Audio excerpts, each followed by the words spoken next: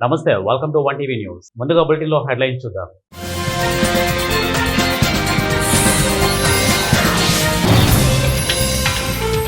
ఇందిరా మహిళా శక్తి పథకం ద్వారా మహిళలను బలోపేతం చేస్తాం. మంత్రి పొంగులేటి శ్రీనివాసరెడ్డి.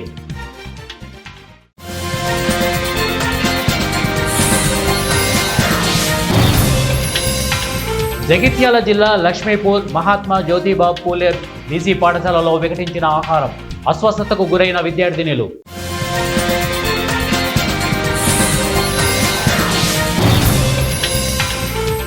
టీడీపీతోనే గ్రామీణాభివృద్ధి సాధ్యం. మంత్రాలయం టీడీపీ యువ నాయకులు రాకేష్ రెడ్డి, రాజారెడ్డి.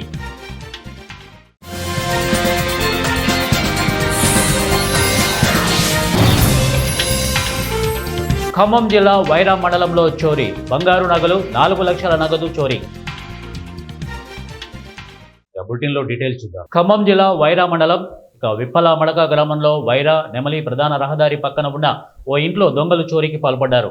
ఈ చోరీలో 3.5 లక్షల రూపాయల విలువైన బంగారం నగదు అపహరణకు గురైనట్లు బాధిత కుటుంబం సభ్యులు తెలిపారు. చోరీ విషయాన్ని తెలుసుకున్న వైరా పోలీసులు సంఘటనా స్థలాన్ని పరిశీలించారు. విప్పల మడక ప్రభుత్వ ప్రాథమికోన్నత పాఠశాలకు ఆనుకొని ఉన్న ఎడ్లపల్లి మంగయ్య ఇంట్లో దొంగలు చోరీకి పాల్పడ్డారు. బుధవారం రాత్రి ఎడ్లపల్లి మంగయ్య అతని భార్య ఇంటి తలుపులకు గడియలు పెట్టి ఇంటి ముందు ఉన్న వరండాలో పడుకున్నారు.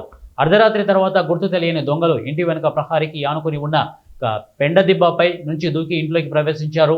ఇంటి వెనుక ఉన్న తలుపును తెరిచిన దొంగలు ఇంట్లోకి ప్రవేశించారు.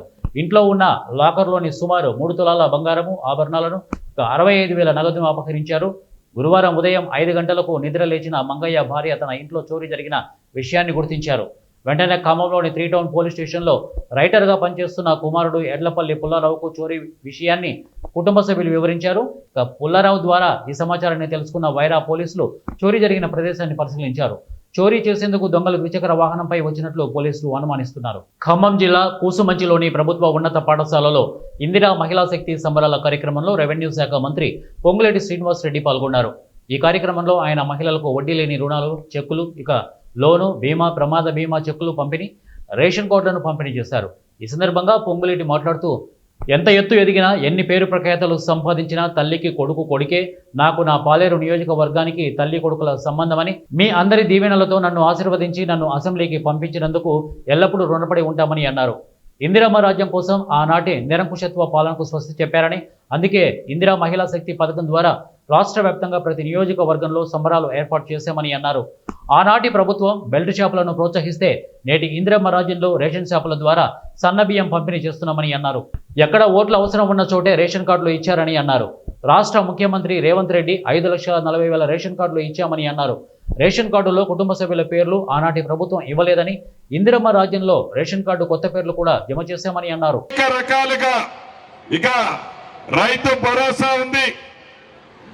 ధనిక తెలంగాణ రాష్ట్రంగా ఆనాటి ప్రభుత్వం 10,000 రూపాయలు ఎకరానికి 2 విడతల్లో ఇస్తే 12,000 రూపాయలు 2 విడతల్లో మొన్ననే ఇచ్చాం. 9 రోజుల్లో 9,000 కోట్ల రూపాయలు మీ సెల్ ఫోను టింగ్ టింగ్ టింగ్ టింగ్ అనే విధంగా 9,000 కోట్ల రూపాయలు రాష్ట్ర రైతన్నులకి రైతు భరోసా కార్యక్రమంలో మీకు జమ చేసిన ప్రభుత్వం మీరెన్నుకున్న ప్రభుత్వం. అంతేకాదు, నేను గ్రామీణ ప్రాంతాలకు పోయినప్పుడు చూశాను. నా ఆడబిడ్డలు, నా కొడుకు డిగ్రీ చదివాడు, ఇంజనీరింగ్ చదివాడు, నిరుద్యోగిగా ఉన్నాడు అని అనేక మంది ఆడబిడ్డలు అడిగిన సందర్భాలు కోకొల్లలు ఉన్నాయి. 11 నెలలలో మీరెన్నుకున్న మన ప్రభుత్వం 60,000 ఉద్యోగాలు నిరుద్యోగ తమ్ముళ్ళకి ఇచ్చింది. రాబోయే కొద్ది నెలల్లో ఇంకా 40,000 ఉద్యోగాలు కూడా ఇవ్వటానికి మన ప్రభుత్వం రెడీ చేసుకుంది. నిరుద్యోగ తమ్ముళ్ళకి అంటే రాబోయే 2-3 నెలలు 2 సంవత్సరాలు తిరగక ముందే ఇందిరమ్మ రాజ్యంలో 1,00,000 ఉద్యోగాలు దేశంలో ఏ రాష్ట్ర ప్రభుత్వము ఇవ్వల, చిట్ట చివరికి కేంద్ర ప్రభుత్వం కూడా ఇవ్వల. నిరుద్యోగికి చెప్పిన మాట ప్రకారం ఇచ్చిన ప్రభుత్వం. అంతేకాదు, పేద పిల్లలు హాస్టల్లో చదువుకుంటే ఆ హాస్టల్ అన్ని పేరుకి హాస్టల్ పెట్టాడు.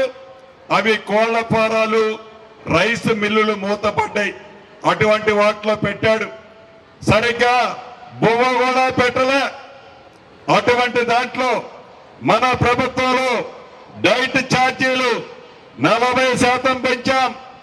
పేదోళ్ళ ఆడపిల్లల ఖమ్మం జిల్లా కార్యపల్లి మండలం ఎర్రబోడు గ్రామాలకు చెందిన పోడు రైతులకు ఫారెస్ట్ అధికారులకు మధ్య ఘర్షణ చోటు చేసుకుంది. ఈ గ్రామాలకు చెందిన 60 మంది రైతులు పోడు భూమిని సాగు చేసుకుంటూ జీవిస్తున్నారు. 2020 సంవత్సరంలో రైతులు సాగు చేసుకుంటున్న భూమిని ఫారెస్ట్ అధికారులు స్వాధీనం చేసుకొని ఈ భూమి స్థానంలో మరొక చోట ఇస్తామని హామీ ఇచ్చి రైతులు సాగు చేసుకుంటున్న భూమిలో మొక్కలు నాటడం ప్రారంభించారు. రైతులకు ఫారెస్ట్ అధికారులు మరో చోట భూమి చూపించకపోవడంతో ఫారెస్ట్ అధికారులు రైతులు పోడు భూముల్లో నాటిన మొక్కలను తొలగించడంతో ఇరు వర్గాల మధ్య ఘర్షణ ఏర్పడింది. ఇక ఫారెస్ట్ అధికారులు భూమిని స్వాధీనం చేసుకుంటున్నారని రైతులు ఆ భూముల వద్దనే డేరాలు వేసుకొని కాపలా ఉంటున్నారు. ఫారెస్ట్ అధికారులు ఆ డేరాలను కూడా తొలగించారు. ఈ డేరాలను తొలగించే క్రమంలో ఫారెస్ట్ అధికారులకు రైతులకు మధ్య ఘర్షణ చోటు చేసుకుంది. అయితే ఈ ఘర్షణలో మహిళా రైతులపై అధికారులు దాడి చేసి కొట్లాడారు. ఇరు వర్గాలు పోలీస్ స్టేషన్ ఫిర్యాదు చేశారు.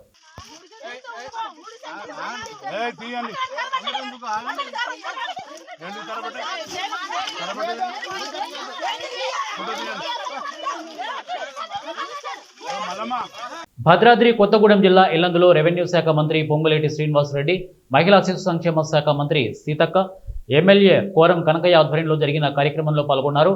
ఇల్లందు పట్టణం సింగరేణి జేకే క్రీడా మైదానంలో నిర్వహించిన ఇందిరా మహిళా శక్తి కార్యక్రమంలో మంత్రులు పాల్గొని మహిళా సంఘాల సభ్యులకు వడ్డీ లేని రుణాలను అందజేశారు.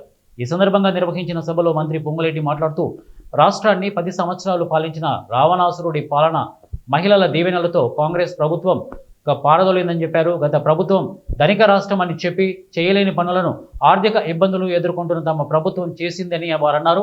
వారి పాలనలో చివరి 5 ఏళ్లలో మహిళలకు వడ్డీ చెల్లించలేదని అన్నారు. ఇక 1 కోటి మంది మహిళలను కోటీశ్వర్లను చేసే లక్ష్యంతో తమ ప్రభుత్వం పనిచేస్తోందని వారు అన్నారు. ప్రభుత్వం అధికారంలోకి వచ్చిన 24 గంటల్లోనే ఉచిత బస్సు సౌకర్యం కల్పించడం జరిగిందని అన్నారు. ఉచిత కరెంటు కూడా కాంగ్రెస్ పార్టీ పేటెంట్ అని గత కాంగ్రెస్ ప్రభుత్వ సమయంలో రైతులకు ఉచిత విద్యుత్ ఇవ్వడం జరిగిందని అన్నారు. ఇల్లందు నియోజకవర్గంలో ఇందిరమ్మ ఇళ్ల కోసం 240 కోట్లు ఇచ్చామని అన్నారు. ఇక రైతు రుణమాఫీకి గత ప్రభుత్వం 17,000 కోట్లు ఇస్తే తమ ప్రభుత్వం 21,000 కోట్లు అందజేసిందని వారు అన్నారు. రాష్ట్రంలో అర్హులైన ప్రతి ఒక్కరికి ఇందిరమ్మ ఇల్లు ఇస్తామని చెప్పారు.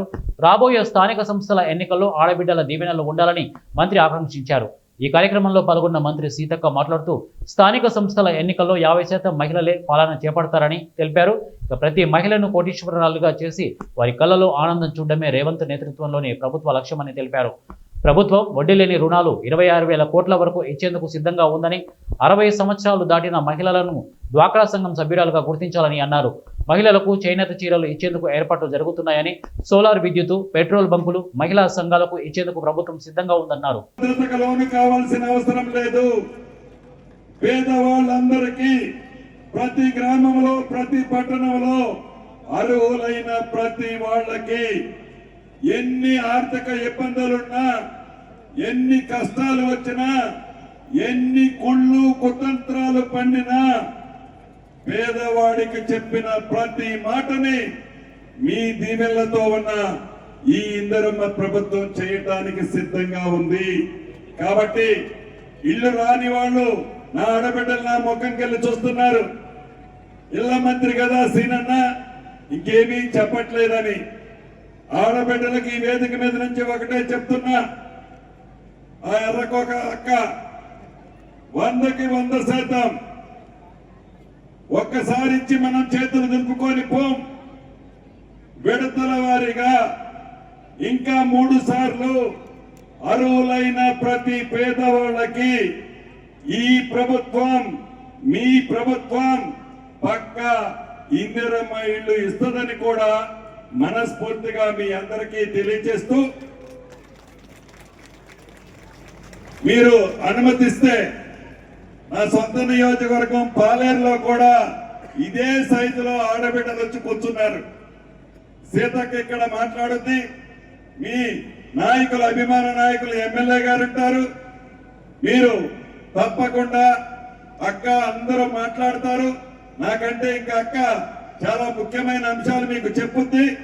కాబట్టి ఎమ్మెల్యేగా కనకన్నను ఎలా దీవించారో, పార్లమెంట్ కి బలరామన్నను ఎలా దీవించారో, ఎమ్మెల్యే మన మనిషే, ఎంపీ మనిషే, మంత్రి మన మనిషే, ముఖ్యమంత్రి మన మనిషే, అధికారులు మన వాళ్ళే.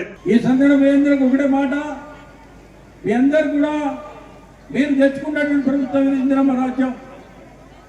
మరి గతంలో నుంచి ఎవరు చేయనటువంటి పనులు ఇప్పుడే పెద్దలు శ్రీనివాస్ రెడ్డి గారు చెప్పారు, రెవెన్యూ శాఖ మంత్రులు క్లుప్తంగా చెప్పారు.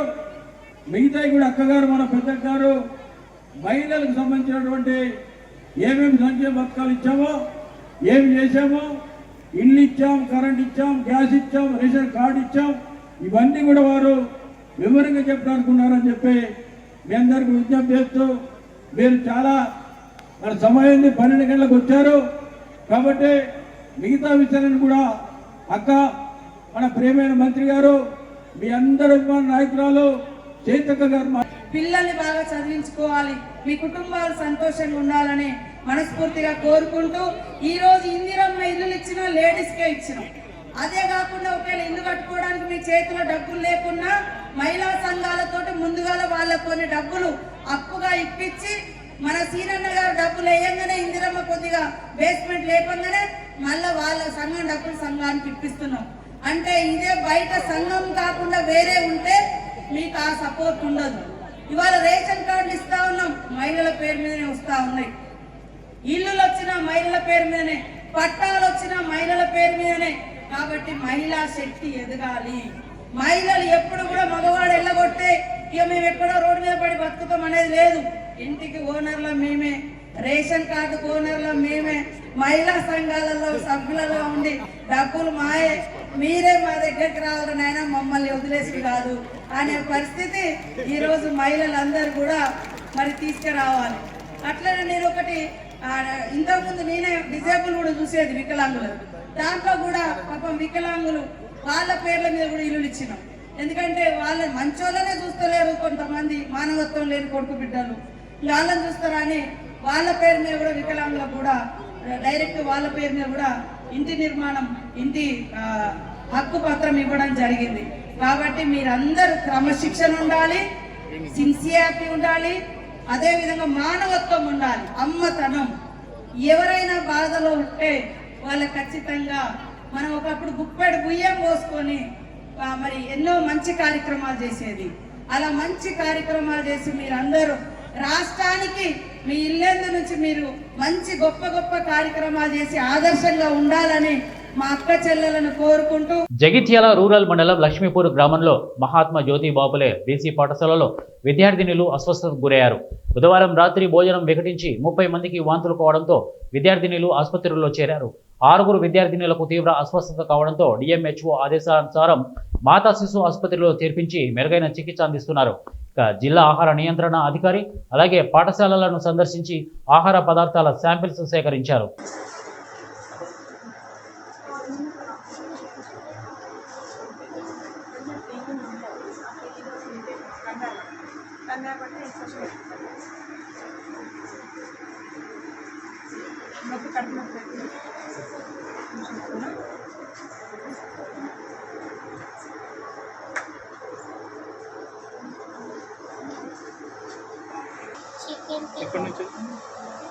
ఈవినింగ్ నుంచి మధ్యాహ్నం చికెన్ నిన్న ఈవినింగ్ నుంచి ఇప్పటి నుంచి మధ్యాహ్నం చికెన్ తిన్న తర్వాత ఈవినింగ్ నుంచి అవుతుంది. నిన్న ఈవినింగ్ చెప్పండి మరి పిల్లలకి పెయిన్ చెప్పిరా మేడంకి ఇట్లా కడుపుని వస్తుంది చెప్పిన ఈరోజు ఇంటికి పంపిస్తా అని చెప్తున్నా. ఏ క్లాస్ అన్నాను? 5th class. ఏం పేరు? చైత్ర. టీడీపీతోనే గ్రామాల అభివృద్ధి సాధ్యమని మంత్రాలయం టీడీపీ ఇన్ఛార్జి రాఘవేంద్రారెడ్డి తనయుడు టీడీపీ యువ నాయకులు రాకేష్ రెడ్డి, రాజారెడ్డి అన్నారు. కర్నూలు జిల్లా కోసగి మండలం జంపాపురం గ్రామంలో సుపరిపాలనలో తొలి అడుగు కార్యక్రమంలో భాగంగా ఇంటింటికి తిరుగుతూ ప్రభుత్వం అందిస్తున్న పథకాలను ప్రజలను అడిగి తెలుసుకున్నారు. ఇక సూపర్ 6 హామీల్లో భాగంగా ఎన్నికల్లో ఇచ్చిన హామీలను నిలబెట్టుకున్న ప్రభుత్వం అన్నారు.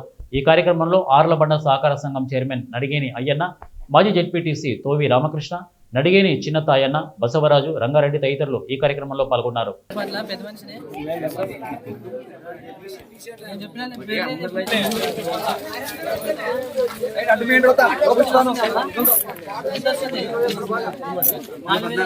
అప్పుడెంత వస్తుండే 3000 2000 వస్తున్నాయి కదా ఇంటికి తెచ్చిస్తున్నారా నెల నెల బాగుందమ్మా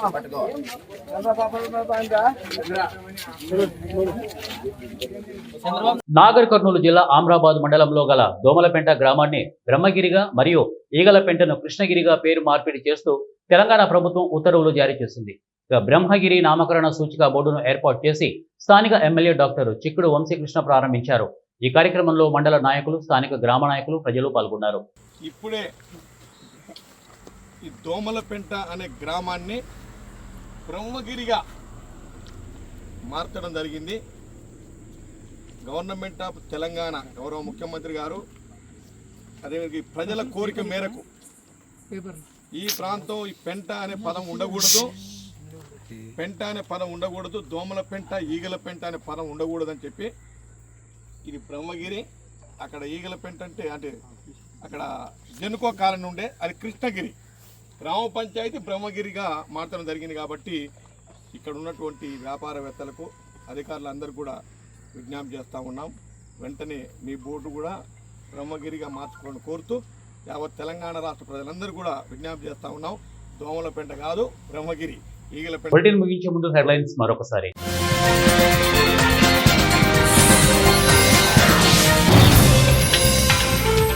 ఇందిరా మహిళా శక్తి పథకం ద్వారా మహిళలను బలోపేతం చేస్తాం, మంత్రి పొంగులేటి శ్రీనివాసరెడ్డి.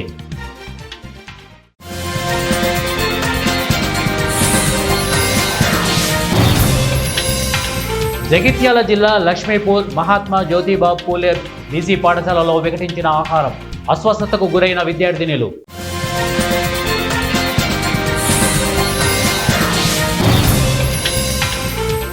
టీడీపీతోనే గ్రామీణాభివృద్ధి సాధ్యం, మంత్రాలయం టీడీపీ యువ నాయకులు రాకేష్ రెడ్డి, రాజారెడ్డి.